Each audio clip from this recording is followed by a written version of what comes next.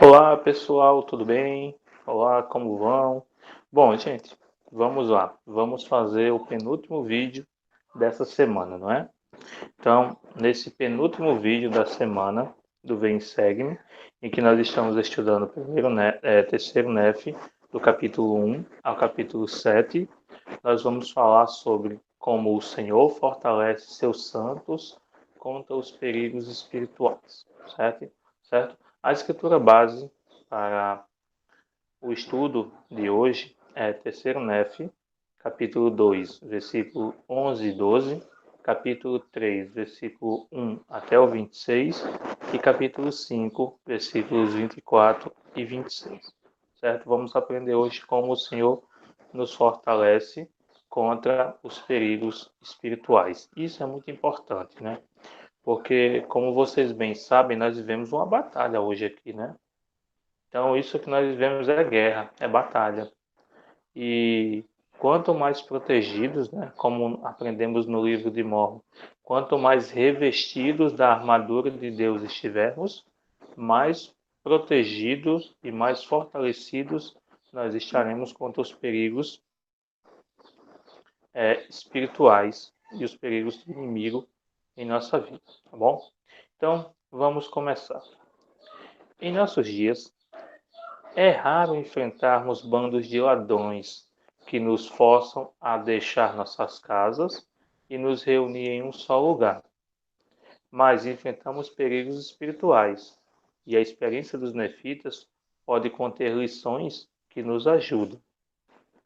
Certo? Então, ele começa estabelecendo logo a seguinte explicação para nós. Hoje, no mundo que nós vivemos, nós não vamos enfrentar um bando que vai se organizar para nos destruir, para tentar nos tirar a vida, para tentar nos destruir como povo, como igreja, como não vamos encontrar esse tipo de adversários, certo? Pode até ser que encontre, mas é muito raro. Não acredito que tais movimentos nos dias de hoje, em um país como o nosso, né, um país laico. Quem não sabe o que é um país laico, é um país que não tem uma religião oficial e que permite que cada cidadão tenha liberdade de religião, a escolha da religião que lhe aprouver. Então, vivemos em um país laico, um país em que ninguém é obrigado ou ninguém é punido por escolher uma religião ou outra. Pelo menos deveria ser assim na prática, né? Porque na teoria é assim. Então, como eu dizia, vivemos em um país laico. Então, não vamos ser perseguidos porque somos santos. Não vamos sofrer perigos físicos porque somos santos. Vou repetir, pelo menos na teoria. Certo? Sabemos que existem em nosso país algumas pessoas que podem ser encaixadas na descrição de extremistas, que é muito raro, mas pode acontecer. Mas o mais comum é que nós não enfrentemos tal dificuldade como os nefitas enfrentaram, tendo que se reunir em um só lugar devido às grandes perseguições e grandes males causadas por esse bando de ladrões que estava organizado e queria destruir os fiéis, certo? Nos nossos dias, os perigos são espirituais, certo? São distrações que nos afetam e que impedem o nosso crescimento espiritual. E até pelo contrário, né? Faz com que nós possamos regredir espiritualmente. Então, as experiências dos nefitas nesses capítulos de hoje podem nos ajudar a tirar lições que podem nos ajudar a vencer esses perigos espirituais que temos hoje. Então, procure essas lições ao ler terceiro Nef, capítulo 2, versículo 11 e 12. Vamos lá, procurar essas lições que nós podemos aprender com a história dos nefitas para vencer os perigos espirituais.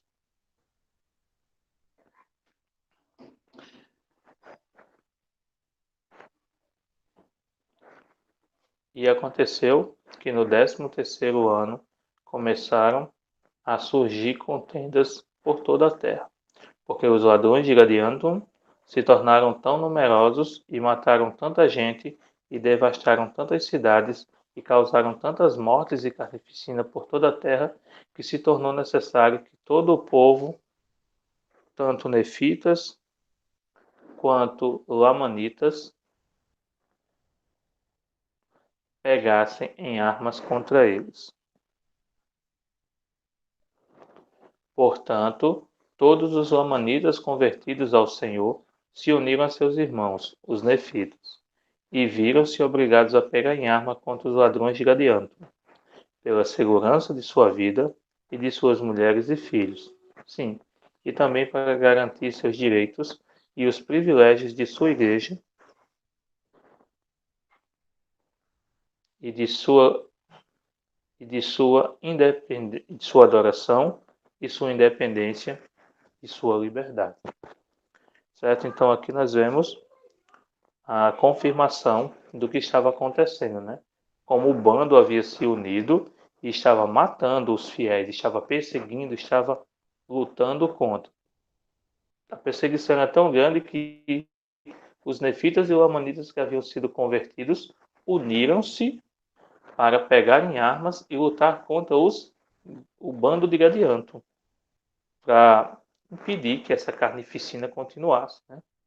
Aí, segunda escritura, terceiro Nef, capítulo 3, versículo 1 ao versículo 26. Vamos lá. E então aconteceu que no 16º ano, depois da vinda de Cristo, Laconeu, o governador da terra, recebeu uma epístola do chefe e governador desse bando de ladrões. E estas foram as palavras escritas, dizendo: Laconeu, nobilíssimo e supremo governador da terra, eis que te escrevo esta epístola, elogiando-te amplamente por tua firmeza e também pela firmeza de teu povo em manter o que julgais ser vosso direito e liberdade.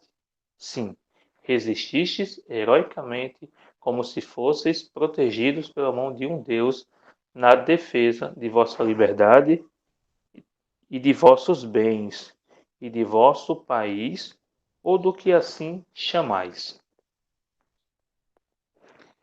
E causa-me lástima, nobilíssimo Laconeu, que sejais tão insensato e presunçoso a ponto de supores que possais resistir a tantos homens valentes como os que tenho sob meu comando, e que neste exato momento estão de prontidão, esperando com grande ansiedade a palavra de ordem. Cai sobre os nefitas e destrói-os. E eu conheço-lhe o indomável espírito, tendo posto à prova no campo de batalha e sabendo que de seu eterno ódio a vós, em virtude de muitos males que lhes infligistes, e eis que vos destruirão completamente se descerem contra vós. Por conseguinte, escrevi esta epístola, selando-a com minhas próprias mãos, temendo pelo bem-estar por causa de tua firmeza no que queres ser justo e de teu nobre espírito no campo de batalha. Em vista disso, escrevo-te pedindo que entregueis vossas cidades, vossas terras e vossos bens a meu povo, para que ele não vos ataque com a espada e sejais destruído. Ou, em outras palavras, entregai-vos a nós e uni-vos a nós, familiarizando-vos com nossas obras secretas, e tornai-vos nossos irmãos, para que sejais como nós, não nossos escravos, mas nossos irmãos, e sócio em tudo que possuímos. E eis que te juro, com um juramento, que se isto fizeres, não sereis destruídos. Mas se não o fizeres, juro-te com um juramento, que no próximo mês ordenarei a meus exércitos que vos ataquem, e não se deterão, nem vos pouparão, mas hão de matar-vos, e deixarão cair a espada sobre vós, até que sejais exterminados. E eis que eu sou Gideane, e seu governador, e sou o governador desta sociedade secreta de Gadianton. e sei que esta sociedade e suas obras são boas, e datam de longo tempo e foram transmitidas a nós. E escrevo-te esta epístola, Laconeu, esperando que nos entregueis vossas terras e vossas propriedades, sem derramamento de sangue, a fim de que o meu povo, que dessentiu de vós, em virtude de os haveres iniquamente privado de seus direitos ao governo, possa recuperar seus direitos e governos. E a não ser que o façais, eu vingarei os seus agravos. Sou Gideane. Bom, então aqui termina a epístola, a carta que Gideane, governador do bando de ladrões de Gadiano, escreveu. O que é que Gideane queria? Queria que Laconeu, que é o juiz supremo, se rendesse. E não só se rendesse, passasse com os nefitas a fazer parte do bando de Gadianto. E prometeu que ele teria vantagem, eles teriam muitas vantagens, não seriam servos, seriam sócios. Então ele estava querendo convencer Laconeu de que as obras dos ladrões eram obras retas e que as obras dos nefitas eram obras pecadoras. Então ele queria inverter para fazer com que as pessoas pensassem que iniquidade era retidão. E para as pessoas pensassem que retidão era iniquidade. Então ele escreveu essa carta para que Laconeu, o governador, se rendesse. Certo? Mas vamos ver qual vai ser a reação de Laconeu a essas palavras, né? Imagina aí se você tivesse recebido uma carta como essa, que diz bem assim: sai da igreja e venha para mim, que a minha é verdadeira, a sua é falsa. Então é algo para a gente pensar, não é? É algo para a gente pensar. Vamos ver o que Laconeu disse a partir do versículo 11. E então aconteceu que quando recebeu esta epístola, Laconeu muito se admirou com a ousadia de Gideane, exigindo a posse da terra dos nefitas e também ameaçando o povo de vingar os agravos daqueles que não haviam sofrido mal algum, a não ser o mal que eles haviam causado a si próprios, unindo-se a esses iníquos e abomináveis ladrões. Ora, eis que esse Laconeu, o governador, era um homem justo e não podia ser intimidado pelas exigências e ameaças de um ladrão. Por conseguinte, não deu atenção à epístola de Gideane, governador dos ladrões, mas fez com que seu povo clamasse ao Senhor, pedindo forças para quando os ladrões descessem contra ele. Sim, e ele enviou uma proclamação a todo o povo, para que reunissem suas mulheres e filhos, suas manadas e rebanhos e todos os seus bens, com exceção de suas terras, em um só lugar. E fez construir em derredor fortificações, e a força delas deveriam ser muito grande. E fez com que os exércitos, tanto dos nefitas como dos lamanitas, ou seja, de todos os que eram contados como nefitas, fossem colocados como vigia em derredor, para protegê-los e livrá-los dos ladrões dia e noite. E disse-lhes ele: Como vive o Senhor, a não ser que vos arrependais de todas as vossas iniquidades e clamei ao Senhor, de modo algum vos livrareis da mão dos ladrões de Gadianto. E tão fortes, e tão grandes e maravilhosas foram as palavras proferidas e profecias de Laconeu, que causaram temor a todo o povo, e esforçaram-se com todo o empenho para agir segundo as palavras de Laconeu.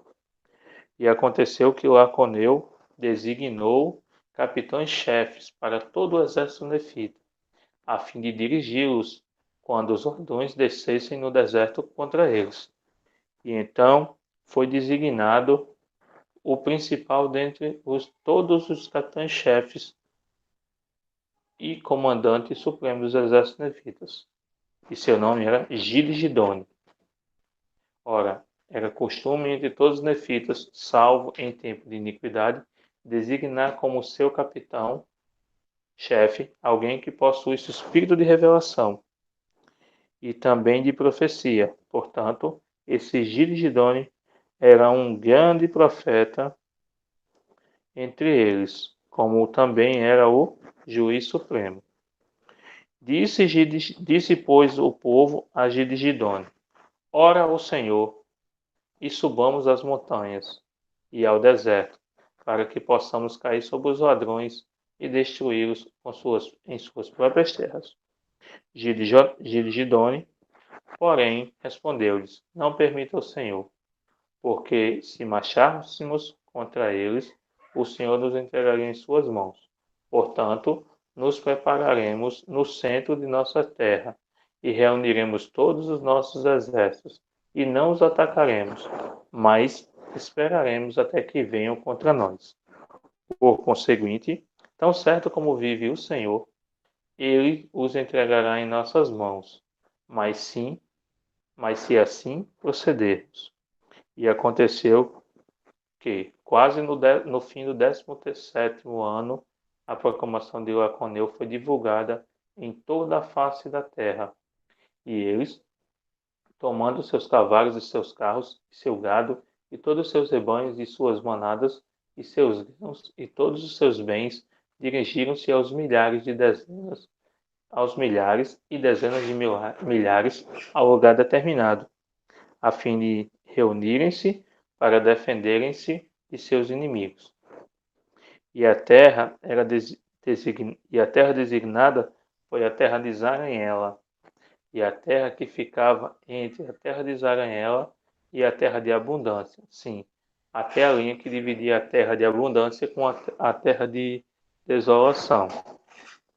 E houve muitos milhares de pessoas que eram chamadas nefitas, que se uniram nessa terra.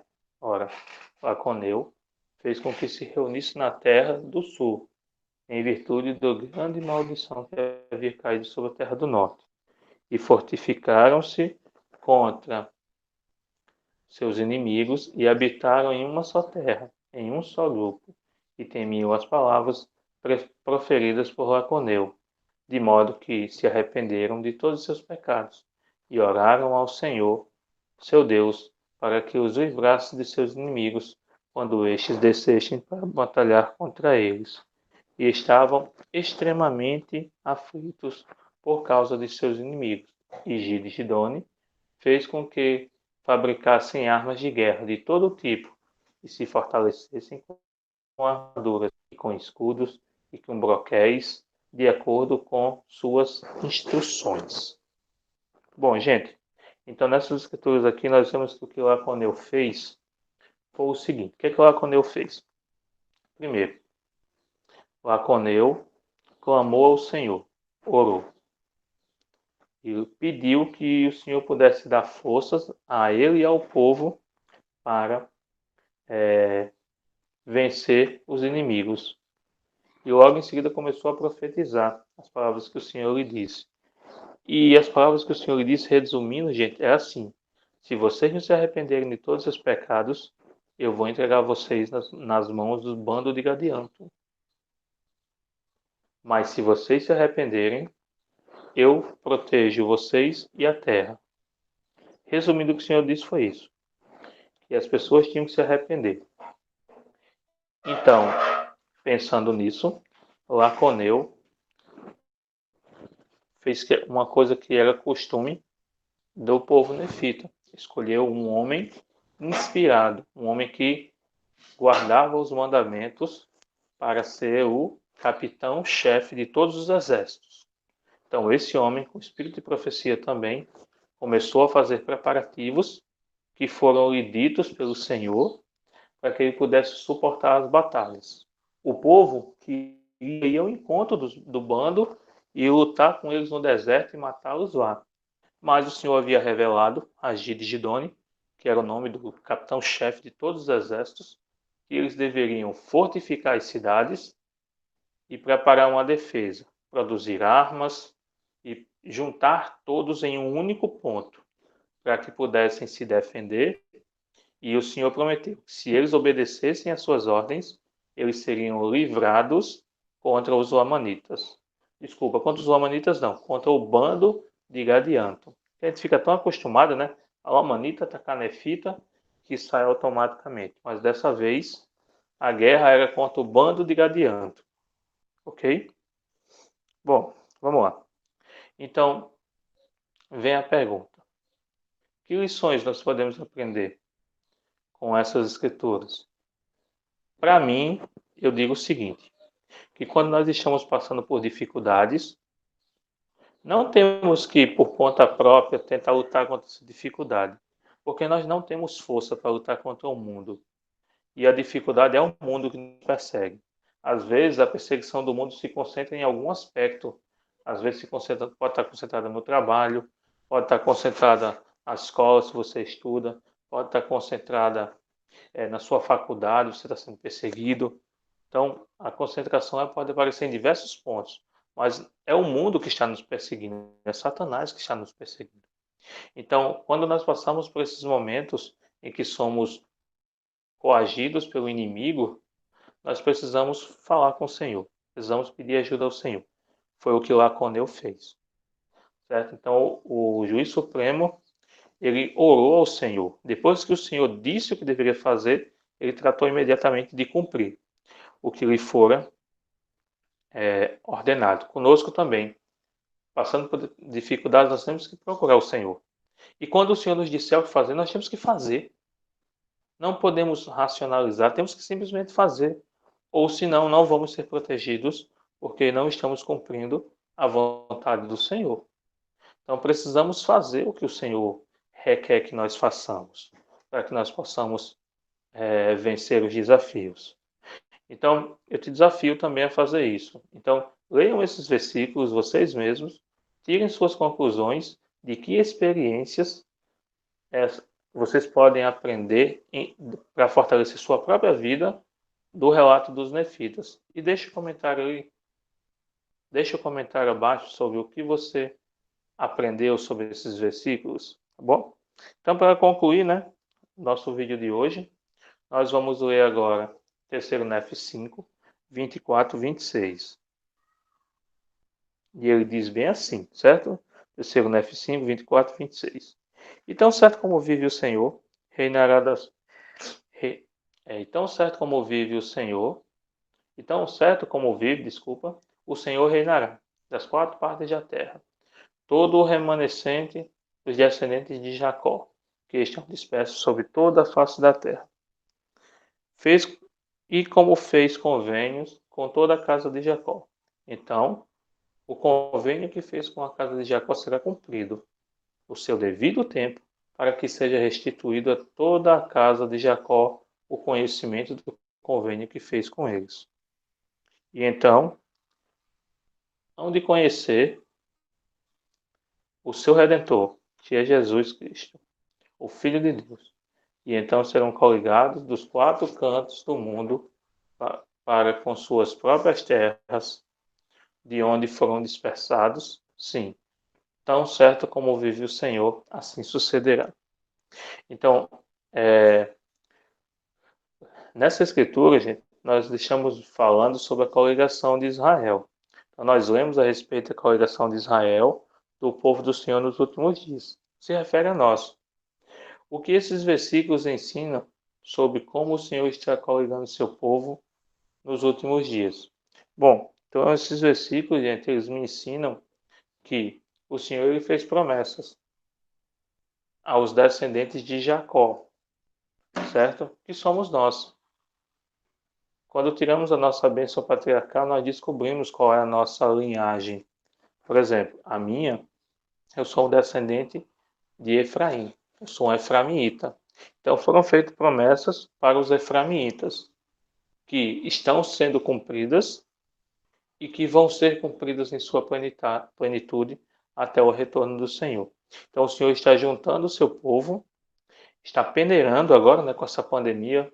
Eu vi o presidente Staca, o presidente Alex, ele falar que ouviu dos 70 que dirige o Conselho de Estados da nossa região, que essa pandemia, atuando na igreja, né, ela vai atuar como se fosse uma peneira. E quando nós voltarmos, vocês verão que muitas das pessoas que estavam lá, elas não vão estar mais.